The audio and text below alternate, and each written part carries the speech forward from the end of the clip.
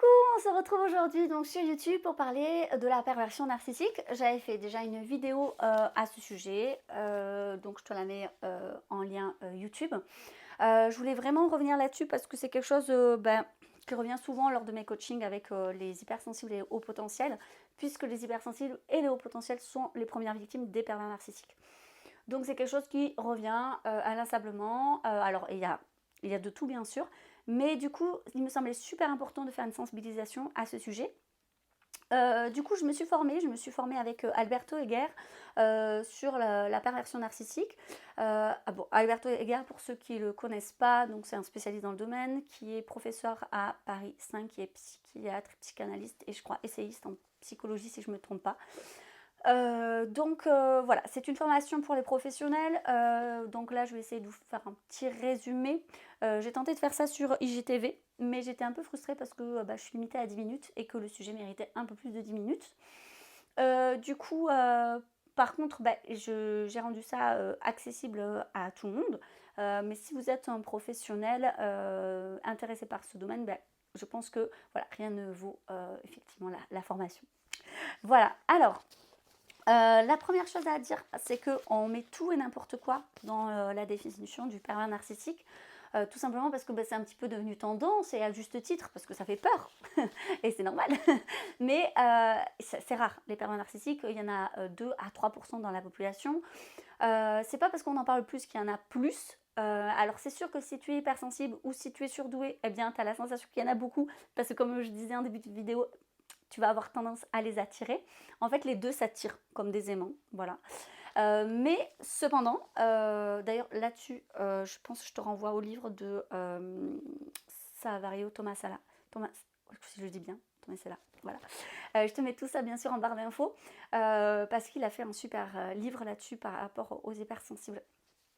Euh, et, mais, clairement, il n'y en a pas plus. Voilà, tout simplement.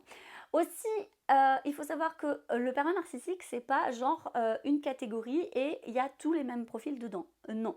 Parce que dans la perversion narcissique, il peut se rajouter d'autres choses, d'autres pathologies cliniques en plus. La paranoïa, le fait, la schizophrénie, toutes les psychoses qui peuvent se passer. Et on peut être aussi surdoué et pervers narcissique. Voilà, l'un n'empêche pas l'autre. Clairement, tu vas pas retrouver un seul profil. Mais il y a des choses, des caractéristiques communes qui vont te mettre la puce à l'oreille pour que tu puisses te protéger. D'ailleurs, le pervers narcissique, le vrai, le pur, le 100%, tu vas jamais le reconnaître au premier abord. T'es sûr, c'est sûr que tu ne pourras jamais mettre cette étiquette sur quelqu'un les premières fois que tu le rencontres. C'est super compliqué. Alors même, sauf si voilà, tu es vraiment expert dans le domaine, et même là. Parce que plus il va être brillant, et plus ça va être compliqué parce qu'il avance caché. Pour reprendre l'expression d'Alberto Heger, il dit il va venir en souterrain. Et c'est exactement ça. Même un psy compétent et formé peut se faire prendre au piège lors d'une thérapie. Alors, je dis ça, mais c'est extrêmement rare qu'un pervers narcissique aille en thérapie, soit parce qu'il est obligé, décision de justice, vous êtes obligé d'aller voir un psy, voilà, dans le cadre d'une médiation familiale, ce genre de choses, pour un divorce, tout ça. Soit parce que, il a la sensation qu'on va voir à travers son masque et du coup, il veut prendre à partie un thérapeute pour démontrer que c'est lui la victime, bien sûr. Voilà, dans le cadre d'une manipulation. Mais en soi, il faut savoir que dans Pervers narcissique, il y a un narcissique, et dans le narcissisme, c'est je me suffis à moi-même, moi je suis parfait tel que je suis juste incroyable, les gens ont de la chance de me côtoyer, ils ne souffrent absolument pas du complexe de l'imposteur, absolument pas. Je veux dire, il n'a pas besoin, lui, d'apprendre les choses, il n'a pas besoin de se former, il n'a pas besoin qu'on lui apprenne les choses, d'ailleurs, il a à apprendre de personne, il est autosuffisant, voilà. Donc, un psy, voilà. Par contre, il va évidemment convaincre sa victime qu'elle, elle a besoin d'aller voir un psy. C'est peut-être mieux d'ailleurs pour elle, parce que c'est elle qui est folle, elle a un problème. Donc, il faut qu'elle se fasse aider. Mais en même temps, il ne va pas lui donner confiance pour y aller. Parce qu'il prendrait trop le risque qu'en thérapie, la victime se rende compte qu'elle est sous le joug d'un pervers narcissique. Bref, voilà. Donc c'est vraiment Pour te fixer le décor, alors n'aie pas peur, ne prends pas peur. On parle dans cette vidéo où j'en ferai d'autres si le thème t'intéresse. Sinon, je te renvoie à une chaîne YouTube qui est vraiment géniale. C'est Une psy chez soi, mais tout ça, je te mets en barre d'infos, qui a fait énormément de vidéos à ce sujet, qui est très pertinente. Elle s'est spécialisée là-dedans. Moi, je voulais vraiment en parler et faire une sorte d'introduction, parce que c'est quelque chose que je travaille beaucoup en coaching avec les personnes voilà, que j'accompagne. Ça me semblait important, du coup, d'en faire une vidéo un peu tout public. Du coup, bon, alors je vais pas reprendre l'historique un petit peu du terme. Je pense que tu peux aller voir mes posts Instagram. J'en ai fait 9 à ce sujet. Ou bien je vais en faire 9. Ça dépend quand est-ce que tu vois cette vidéo. Il faut savoir que la victime, elle va perdre petit à petit son estime d'elle-même, bien sûr. Elle va perdre en initiative. Elle peut présenter même des sentiments de dévalorisation. Elle peut perdre carrément goût aux choses. Elle peut présenter des attitudes d'angoisse, de dépression. Une anédonie totale, en fait, donc une absence de plaisir. Même pire que ça, hein, donc elle peut devenir dépressive, mais elle peut même avoir des symptômes physiques et avoir plusieurs maladies. Et alors je les ai notés quelque part. Comme tu sais, je fais les vidéos comme ça, hein, donc comme si tu étais avec moi. Voilà, donc elle peut effectivement donc avoir certaines phobies, crainte de l'abandon, troubles de l'attention et du sommeil, troubles digestifs, gastrite ou ulcères gastro-duodénaux, des allergies, des infections inexpliquées. Donc effectivement, elle va avoir des symptômes physiques parce que psychologiquement, ça va très très mal. Le pervers narcissique va couper sa victime de son entourage, parce que le but pour manipuler quelqu'un, c'est qu'elle ne s'en rende pas compte et il ne faudrait pas que une autre personne s'en rende compte. Donc, alors ça va pas se faire effectivement de but en blanc, c'est pas quelqu'un qui va te dire, écoute, voilà, c'est pas quelqu'un qui va t'humilier, c'est pas non plus quelqu'un qui va dire, ah bah regarde, comme tous tes amis sont bêtes et tout, ils sont pas, il va pas être dans la critique directe, en tout cas pas dans un premier temps. Parce que c'est évident que si tu rencontres quelqu'un qui t'humilie et qui critique les gens que t'aimes, bah tu vas pas le faire entrer dans ta vie. Alors du coup, le pervers narcissique, au départ, il va t'attirer. Il va t'attirer parce qu'il va jouer sur la faille qu'on a tous et toutes, et ça c'est très important que tu te gardes en tête. Il est normal en fait qu'on soit attiré par des personnes qui ont la joie de vivre, qui sont bienveillants, qui nous démontrent qu'ils peuvent nous aider, qui peuvent nous soutenir dans nos projets, qui ont les mêmes passions en commun que nous. Et donc, Algar le dit, et c'est super bien, c'est qu'on a tous, on n'a pas honte, parce qu'on a tous le besoin d'être attirés par certaines personnalités, le besoin d'avoir un héros, de croire en quelqu'un ou en quelque chose. Et c'est exactement ça. Et souvent la victime s'en veut en disant mais j'aurais dû le voir venir, c'est parce que j'ai pas confiance en moi. Mais alors stop. Alors vraiment stop. Dans le sens où on a tous et toutes un domaine où on n'a pas confiance en nous, voire plusieurs domaines. Et c'est normal. Sauf bien sûr le pervers narcissique, qui lui, tout va bien. Hein. Donc voilà, donc ça c'est important de te dire que c'est normal, et c'est là-dessus que le pervers narcissique va jouer. Il va voir finalement en toi la faille, il va la repérer, même si toi tu n'en as pas conscience, lui il va la repérer. Alors tout ça c'est pas vraiment conscient bien sûr, hein. Et du coup, il va capter ça et il va te donner finalement ce qui te manque, ou en tout cas il va te donner la sensation qu'il va pouvoir te le donner. Et c'est vrai qu'il va te donner un petit peu au début. Il va essayer de te prendre un peu sous son aile, tu vois. Hein. Voilà. Alors, toutes les personnes qui font ça ne sont pas des pervers narcissiques, bien sûr. Mais en fait, à un moment donné, tu vas sentir le basculement. Tu vas sentir que ça va être un peu du style, regarde, grâce à moi où t'en es, hein, voilà, c'est un peu ça. Ou bien, tu seras encore célibataire, sinon regarde, si tu prends pas soin de toi. Moi j'ai su voir à travers ça, mais c'est quand même, c'est important que tu prennes soin de toi. Voilà, dans le couple, ça peut, ce genre de choses. Au travail, par exemple, il y en a beaucoup, effectivement, sur des échelles hiérarchiques. Ça va être, je t'ai donné ta chance quand même. Voilà, c'est vrai que c'est un peu décevant.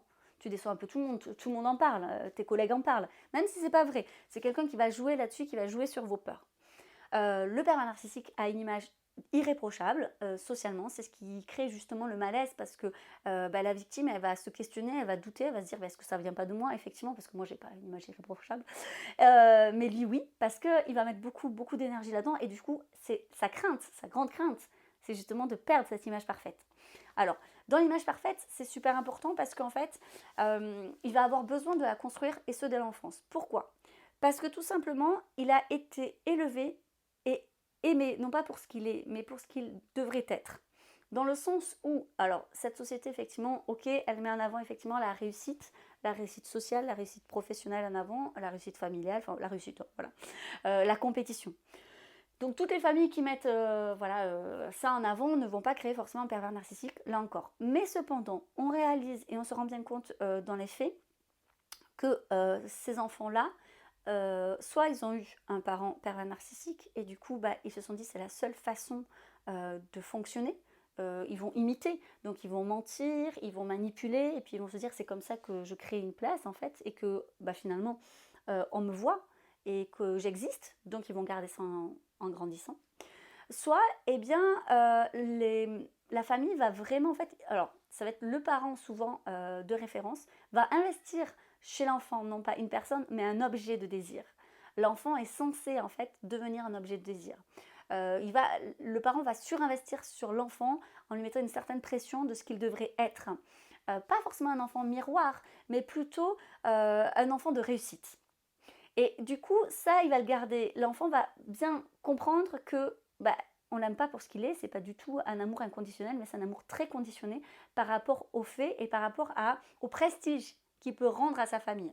Donc du coup, en grandissant, ça va être des personnes qui vont vouloir gagner forcément beaucoup d'argent, ou en tout cas socialement, qui vont vouloir avoir une étiquette sociale qui est bien vue, qui vont vouloir former une famille ici, c'est important, une famille parfaite, des enfants parfaits, qui vont vouloir avoir des relations parfaites. Ils vont faire très attention du coup aussi à leur physique, à ce qu'ils sont, enfin voilà. Et en même temps, ça l'est peut-être à force d'y travailler forcément. Mais voilà, cette image parfaite, c'est finalement leur seule façon d'exister. C'est leur seule façon de nourrir leur narcissisme. Le souci, c'est qu'avec la perversion, ils ont appris que ça dépendait du regard de l'autre. Et donc, comme ils sont vides, ce sont des coquilles vides d'une certaine façon, ils vont avoir besoin de vampiriser une victime. Et c'est là tout le problème. Et c'est ce qui fait aussi la différence entre juste quelqu'un de narcissique et quelqu'un qui est narcissique et pervers. Et donc, il va avoir besoin de trouver des gens qui ont certaines compétences, qui ont certaines créativités, qui ont une sensibilité. Bref, des qualités finalement que le pervers narcissique n'a absolument pas. Et il va aller vers ces personnes-là pour un petit peu lui prendre tout ça. Et on a vraiment cette sensation de vampire, c'est vrai un peu cette sensation d'enlever la force vitale de quelqu'un. Alors ça se fait petit à petit, mais vous allez vous en rendre compte avec des petites piques, c'est-à-dire qu'à un moment donné, en fait, alors qu'est-ce qu'on m'a dit en coaching? Il y a quelqu'un qui m'a dit oui, à un moment donné, il m'a dit ne t'inquiète pas, avec moi tu ne risques rien, mais par contre tiens-toi bien quand même. Enfin voilà. Ou encore, avec tout ce que j'ai fait pour toi quand même, mais t'en serais jamais arrivé là, et c'est comme ça maintenant que tu me le renvoies? Ou encore, mais ma pauvre fille, tu n'y connais rien, tu te rends compte quand même que t'en serais pas là sans moi? Voilà, c'est pour quelques exemples, et après vous pouvez tourner la phrase, donc voilà. Ça, c'est le petit début en fait qui doit vous faire tiquer, qui veut dire, mais enfin, si cette personne m'aime, si cette personne me respecte, si cette personne a eu envie de créer une relation avec moi, c'est qu'à minima, il y a quand même une certaine bienveillance envers moi-même. Là, non, on n'est pas dans la bienveillance. Alors, on peut tous et toutes déraper par agacement et dire des mots qu'on ne pense pas vraiment. Mais ce qui va faire la différence, c'est que le pervers narcissique ne se remet jamais en question. Donc, si face à ce genre de discours, vous allez tenter une approche en disant ça me blesse ce que tu me dis, je comprends pas pourquoi tu me dis ça, ça me fait mal, enfin voilà. Alors là, vous allez voir comment la personne réagit. Sachant que le pervers narcissique ne s'énerve pas. Il est calme, il est limpide, il maîtrise toujours son image. Donc, d'une certaine façon, il va vous renvoyer. Il est très doué dans la communication, donc c'est un effet ping-pong. C'est vraiment l'effet de mais enfin, c'est bien toi qui m'as dit ça. Voilà, il va vous montrer, vos paradoxes. Et ça, par contre, vous ne pouvez pas le faire avec le pervers narcissique parce que vous allez perdre. Vous allez perdre inévitablement en communication, il est très très doué. Donc, quelqu'un qui ne se remet pas en question, qui vous a fait du mal, et qui ne s'excuse pas, alors peut-être pas de suite, mais qui, voilà, on voit bien qu'il a juste envie de gagner, il est dans le rapport de force. Déjà, de base, on n'insiste pas. Pervers narcissique ou non, on n'insiste pas. Parce que c'est à y perdre ses plumes, hein, franchement. Et après, si ça revient, à un moment donné, posez-vous la question. Qu'importe si finalement on a ou pas la possibilité de poser l'étiquette sur une personne. Je crois que, et c'est vraiment la conclusion qu'on pourrait se dire, c'est faites-vous confiance. À un moment donné, il y a une relation, vous avez la sensation qu'elle vous est toxique. Parce que enfin, en dehors de la perversion narcissique, on peut tous et toutes être toxiques avec quelqu'un, sans le vouloir. Parce qu'on a tous nos névroses et que parfois c'est pas compatible et puis on se fait du mal sans le vouloir. Enfin, c'est comme ça en fait, tout simplement. Mais si on se sent pas bien dans une relation, bah, il faut l'arrêter. Il faut l'arrêter tout simplement. Et ça, je pense que c'est la règle numéro 1 en fait pour se protéger d'une relation avec un pervers narcissique.